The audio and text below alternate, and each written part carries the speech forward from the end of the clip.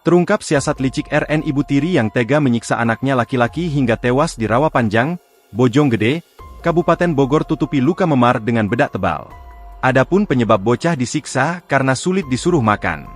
Diceritakan tetangga korban bernama Sumiarti, pelaku menutupi luka korban dengan bedak.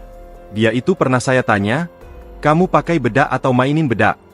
Kata dia malah jawab, "Bukan, ibu yang pakein bedak."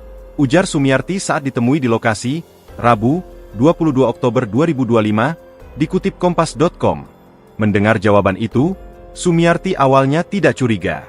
Kecurigaan baru muncul setelah melihat memar-memar di tubuh korban bagian lain. Salah satu warga lain, Isah mengungkapkan kondisi korban. Isah mengungkapkan bahwa luka yang dialami oleh korban bukan sekali dua kali terlihat oleh warga sekitar, akan tetapi cukup sering. Pernah suatu ketika, karena penasaran ia menanyakan langsung kepada korban yang sedang berada di luar rumah tentang penyebab luka tersebut.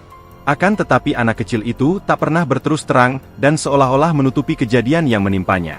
Wanita berusia 39 tahun mengungkapkan, warga sudah merasa curiga sejak lama namun tidak ada bukti yang kuat. Ia menduga adanya intimidasi yang dialami oleh korban, sehingga tidak berani untuk menceritakannya kepada siapapun.